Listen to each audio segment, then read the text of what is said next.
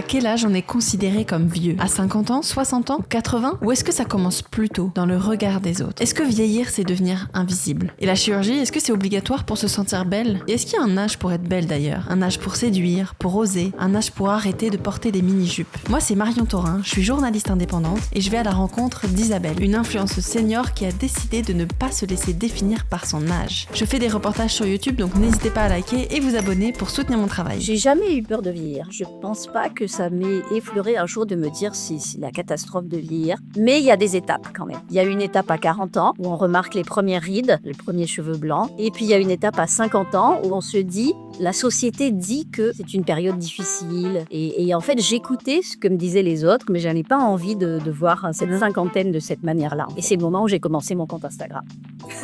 À 53 ans. Avec mes cheveux gris. Vieillir, ça m'a toujours angoissée. J'adore fêter mon anniversaire, mais chaque année, quand le chiffre change, il y a toujours une petite peur qui s'invite. Comme si, sans vraiment savoir pourquoi, je me rapprochais de quelque chose qui m'inquiète. Et puis un jour, je suis tombée sur cette vidéo. Imagine que tu as plus de 50 ans et que soudain, tout devient interdit. Le short en cuir, tu oublies. La transparence, plus de ton âge. Les talons hauts, non mais tu plaisantes.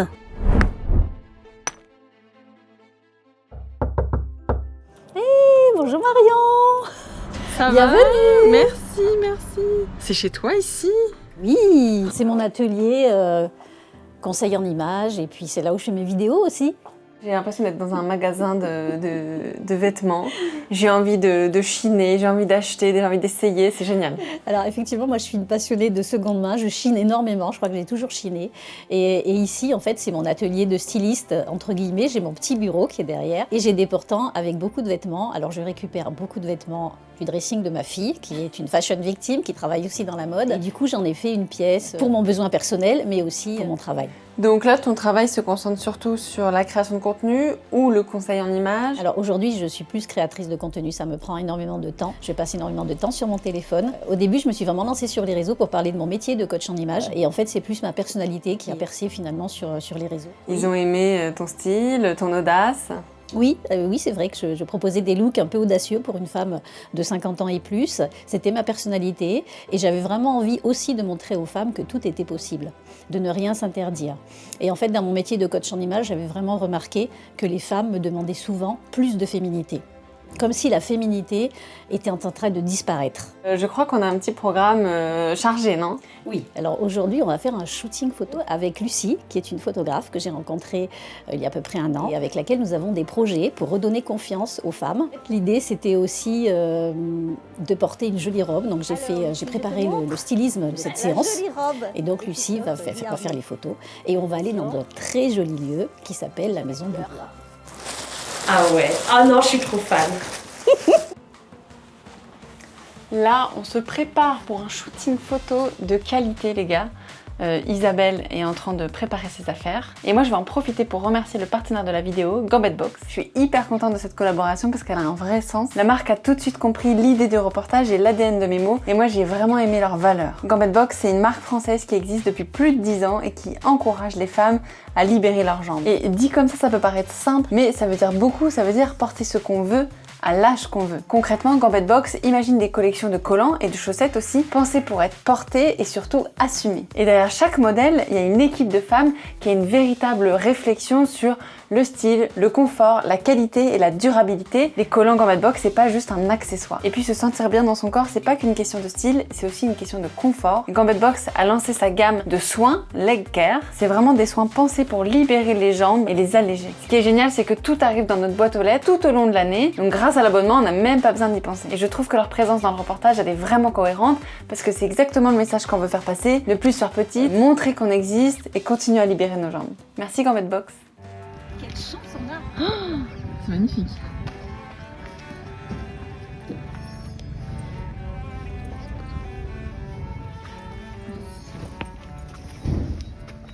On organise des balles là, non? On est complètement chez Bridgerton. C'est magnifique. Donc Isabelle a retrouvé la photographe, Lucie. On fait du repérage pour le shooting photo dans ce lieu magnifique. Oh, j'ai une idée. C'est bon, j'ai une idée. Je suis désolée, ça fuse en même temps. Tu vois, même comme ça. Ce que j'adore dans le projet de Lucie et Isabelle, c'est leur volonté de faire briller les femmes et de remettre en question les normes. On vit encore dans un monde qui valorise la jeunesse, la minceur et une certaine idée de la féminité. Donc la démarche de redonner de la place à des femmes qui ne correspondent pas forcément à ces standards, que ce soit par leur âge, leur silhouette ou leur complexe, ça me plaît. Porter une robe de princesse à 60 ans, c'est remettre en question ce qu'on considère acceptable dans l'espace public. Et bah go, c'est parti. En fait, là, tu vois, la lumière, elle va là. Il faut qu'on ait de la lumière sur ton visage. On va essayer d'être toujours assez proche, tu vois, des fenêtres. De toute façon, on fait plein de choses, on essaye plein de choses. Ce que je veux surtout, c'est que ton visage soit vers la lumière. Et tu regardes ce magnifique voisin. Ah, Jean-Louis. Je vais aller au bal ce soir. Ah, j'aime bien. On a une catégorie senior en France qui commence, je crois, à 50 ans. Oui. Est-ce que tu te sens senior, toi? En fait, ce mot senior me dérange un peu parce que souvent, senior, c'est de 50 à 100 ans, quelque part. Alors, cette grande tranche d'âge-là, elle est énorme. Et en fait, on met tout le monde dans le même panier. Parce qu'on a des étapes de vie encore qui sont importantes. Et qu'on est 50 ou 60, enfin, moi, je me trouve très bien dans mon âge. J'ai plein de projets, j'ai plein de choses j'ai plein de rêves à réaliser encore. Et je me vois pas, en fait, un pied dans la tombe. Mais j'ai envie de vivre, en fait. Vieillir, c'est vivre. Est-ce que tu te plais? Ces photos sont magnifiques. Mais est-ce que c'est pas toi qui es magnifique aussi? Ah, je sais pas, j'aime beaucoup le résultat en fait. Je sais pas si je suis magnifique, ça loin de là, mais j'aime l'ensemble en fait. C'est le décor, la robe, et puis Lucie, elle a ce talent pour photographier la féminité. Et là, c'est bien là où on se rejoint en fait, sur cette féminité. Mais t'as l'air tellement confiante, t'as l'air tellement à l'aise quand on te prend en photo. Alors, je pense que je suis à l'aise parce que déjà, j'ai fait un gros travail sur moi pendant des années et que j'ai toujours été prise en photo par mon mari, même si en fait, je n'aimais pas forcément le résultat. Ayez tous un Eric. J'ai eu un Eric qui m'a sauvée en fait quelque part et qui m'a apporté aussi cette confiance en moi en me disant que j'étais belle en fait. Parce que je pense qu'on n'est pas en se disant je suis belle. Non. En fait, je pense que lui, il m'a tout de suite aimée et il voyait ce que moi je ne voyais pas. Et c'est top parce que j'en ai pris conscience que très très tard, j'avais finalement presque 50 ans. Oh, ouais. Oui. En fait, tout le monde est beau. En fait, c'est juste ce qu'on va mettre autour de. Ouais, c'est savoir mettre en valeur. C'est savoir se mettre en valeur. Et comme il n'y a pas d'école finalement, on ne sait pas en fait. Moi, j'avais une maman très féminine qui cousait, qui voulait être styliste. Donc moi, ça m'a ouvert le regard sur cette féminité. J'ai connu ce moment de la mini-jupe, cette libération aussi. J'ai connu tout ça. Donc en fait, moi, tout ça, c'était finalement facile pour moi d'observer. Mais si on n'a pas cette éducation-là, on ne sait pas, on n'a pas les codes en fait. Et je crois que mon rôle, c'est un petit peu d'aider justement, d'aider à voir ces codes-là. Tu te souviens du moment où les femmes ont dû se battre pour la mini-jupe? Et en fait, moi, je me souviens de ma maman qui avait acheté des mocassins. Elle n'avait jamais de mocassins. Elle avait toujours des talons, des chaussures à talons. Et c'était pour passer son permis de conduire. Et ça, c'était étonnant parce qu'elle en avait marre d'attendre mon père pour aller faire les courses. Alors là, on est dans les années 70. Et en fait, elle était déjà très indépendante dans sa tête. Donc, elle nous a transmis aussi ces valeurs-là de l'indépendance. Et je me rappelle évidemment de ces jupes qui vont être raccourcies. Donc, ma sœur qui portait la mini-jupe, ma mère, ma tante. Et c'est vraiment un courant vraiment libérateur. Et c'est pour ça aussi que je porte ces mini-jupes. Mais est-ce que c'est pas du coup un petit peu le comble de devoir te battre une seconde fois? Oui, je trouve. En fait, moi, je me rendais pas compte parce que j'ai toujours porté des jupes courtes. Et en fait, ça choque les gens. Oui. La société nous dit que stop, à un moment donné, il faut arrêter de porter ce que l'on aime. Et je crois que j'ai pas eu envie de rentrer dans cette case-là, en fait. Oh là là, c'est tellement féminin, c'est tellement beau. Ouais, j'adore. Là, les fétichistes on fire.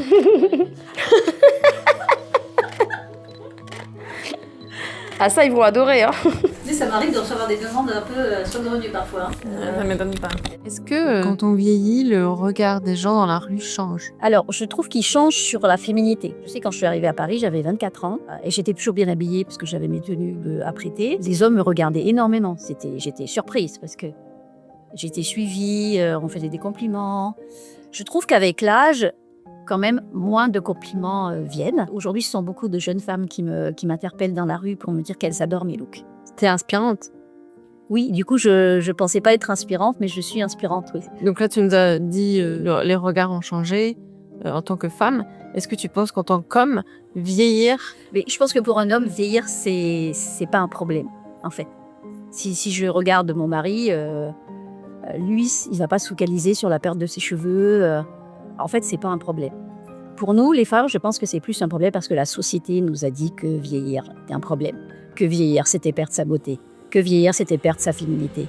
Et moi, je ne suis pas d'accord et c'est pour ça, en fait, que j'ai commencé ce compte Instagram, pour montrer que vieillir, ça pouvait être aussi garder cette féminité et se sentir belle, en fait. Est-ce que tu te sens belle aujourd'hui?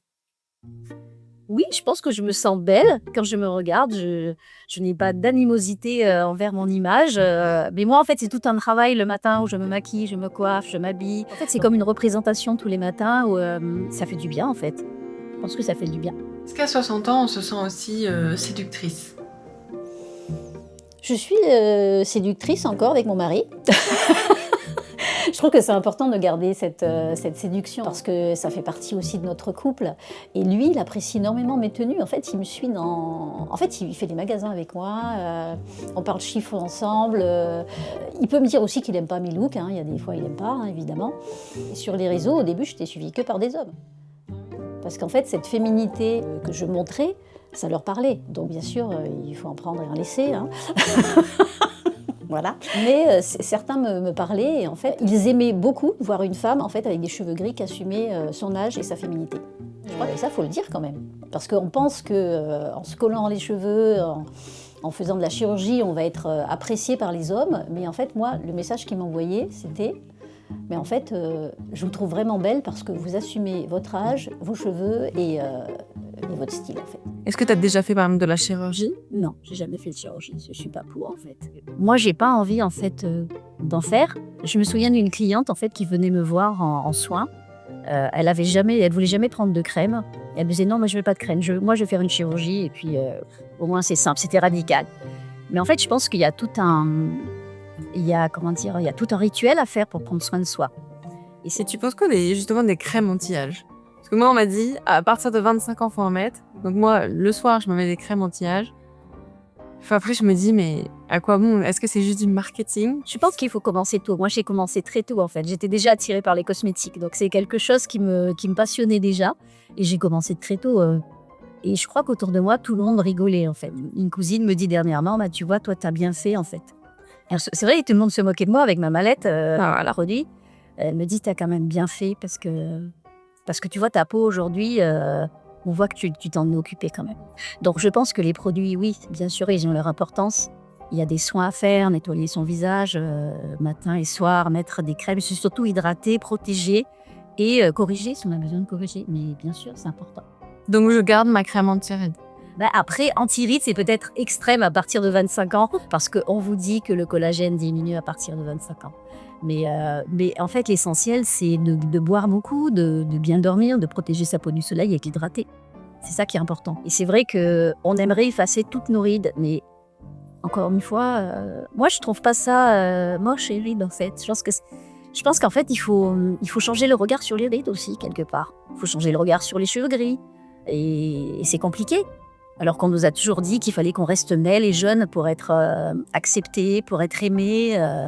C'est compliqué quand même. Est-ce que quand tu fais tes photos, tes shootings, est-ce que tes rides, tu les gardes? Est-ce que tu les effaces? Non, je les garde. Je les garde. Ça m'arrive de mettre un petit fils, mais alors rien du tout, c'est le filtre Paris qui éclaircit un peu. Mais en fait, après, ça dépend de la lumière. Bien sûr, il y a des photos que je vais choisir parce qu'elles sont plus belles. Voilà, j'ai envie aussi quand même d'apparaître belle. Mais non, en fait, avec mon mari, on avait décidé dès le départ de ne pas corriger les photos. Est-ce que tu connais Brian Johnson? C'est l'homme qui va être immortel. Oui. Donc ça me paraît non, enfin, c'est pas possible. Il fait tout ce qui est dans son pouvoir, il met tout son argent sur la recherche, etc. Il prend même le sang de son fils, qui est plus jeune, pour régénérer son sang. Moi, en fait, ça me choque, en fait. Il n'y a rien qui peut nous empêcher de vieillir. Mais pourquoi, en fait, lutter contre cet âge? Ok, j'essaie de faire des vues comme ça ressemble à rien. Je suis vraiment trop petite. Ah, il est beau ce plan-là, comme ça. C'est très portrait, c'est très mode, là, ce plan-là, comme ça, en lumière de jour, j'aime bien.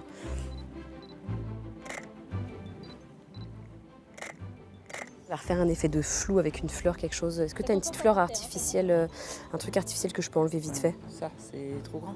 Non, j'ai juste besoin de faire un effet de flou, tu sais, sur le côté. Ferme les yeux, genre... Cette fraîcheur printanière. Ah là là. Et est-ce que c'est vexant si on te laisse la place dans le bus ou... Ah oui, ça arrive. Est-ce que ça, c'est un peu vexant ou... Alors, il y a quelques temps, quelques années en arrière, mes cheveux gris, oui, je me disais, ah, quand même, on me laisse la place dans le métro, c'est... Vraiment, je dois faire vieille, quoi. Et en fait, il y a 2 jours, on m'a laissé la place... non, hier, on m'a laissé la place quand je suis allée chercher la fameuse robe de Christophe Lillermé. Il y a une jeune femme qui m'a demandé si je voulais prendre sa place. Parce qu'en fait, elle voyait j'avais des talons marron. Et elle m'a dit, c'est pas pour votre âge. Hein. En fait, elle me l'a pas dit, mais elle m'a fait comprendre. Elle me dit, je vois que vous avez des talons hauts et je sais ce que c'est. Vous voulez vous asseoir? J'ai dit non, je gère. Toi, en tant que créatrice de contenu, tu sens qu'il y a une différence entre une créatrice de 25 ans et toi? Et c'est uniquement lié à ton âge? Ouais, je pense que l'âge n'est pas en ma faveur, je dirais. Après la création de contenu, je me suis quand même débrouillée toute seule à créer ce compte. Aujourd'hui, j'ai quand même pas mal d'abonnés qui me suivent. Mais je trouve que c'est quand même pas évident pour avoir des collaborations avec des marques. Alors, des marques beauté, c'est peut-être plus facile, mais dans la mode, alors que c'est mon métier, c'est extrêmement compliqué en fait. Mais t'aimerais pouvoir en vivre, tu peux pas en vivre vraiment? Non. En fait, on pense que l'influence... Alors, aujourd'hui, j'ai 126 000 abonnés et je ne gagne pas ma vie avec l'influence. Donc, c'est un peu compliqué quand même de se dire que c'est énormément de travail parce qu'aujourd'hui, je passe plus de temps en création de contenu que mon métier de coach en image parce que ça prend énormément de temps, d'énergie.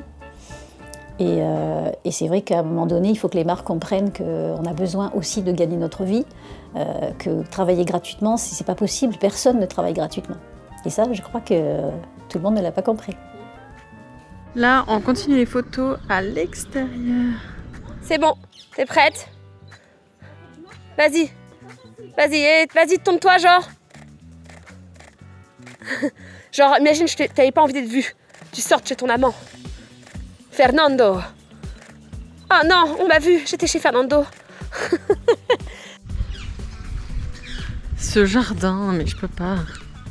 Tout est incroyablement beau et photogénique et visuel. Faut faire des photos de princesse là en fait. Je vais revenir moi je pense. Et là, on a la photographe avec son modèle. Oh, ils sont pas mal ces petits collants là. Ben oui. Ça c'est Gambit Box. Tout à l'heure, je vous parlais de ma peur de vieillir. Mais c'est drôle parce que cette année, je vais avoir 30 ans. Un chiffre qui compte en théorie. Et pourtant, ça va. Même mieux que mes 25 ans. Peut-être parce qu'entre-temps, j'ai rencontré des gens comme Isabelle. Des gens qui me montrent que chaque âge a quelque chose à offrir. Qu'on peut encore rire, jouer, danser, peu importe le chiffre. Est-ce que tu connais Théodora, la chanteuse? Non. Non. Elle a créé un terme qui s'appelle Boss Lady. Ah oui, C'est d'accord. exactement ça.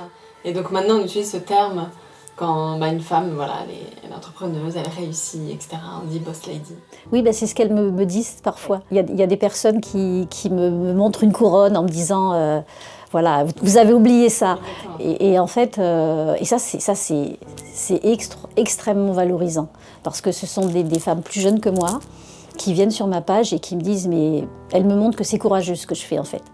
Et elles voient ce courage. Et ça c'est énorme. Ça me fait vraiment plaisir parce qu'à un moment donné, quand j'ai commencé cette page, je ne pensais pas que ce serait aussi difficile parce qu'il y a eu beaucoup de malveillance, il y a eu plein de choses. Hein. Il y a des moments où on a envie de décrocher parce que c'est très dur. Et puis il y a eu ce moment où les femmes m'ont remercié. Elles m'ont dit merci parce qu'en fait elles comprennent que c'est pour elles aussi, que plus tard elles pourront porter ce qu'elles ont envie de porter. Et que je lutte finalement avec mes deux petits bras contre ces injonctions. Ça me donne des frissons. Oui, je pense que c'est courageux parce qu'il faut tenir quand même. Merci Isabelle. Avec plaisir. Merci beaucoup d'avoir regardé cette vidéo et si mon travail vous plaît, j'ai réalisé un reportage sur un médecin qui a pratiqué des euthanasies illégales tout au long de sa vie. Il a risqué la prison pour accompagner certains de ses patients jusqu'au bout et j'ai rencontré une dame qui a décidé d'aller en Belgique pour choisir la date de son décès. Merci et pensez à liker, commenter et vous abonner. Bisous!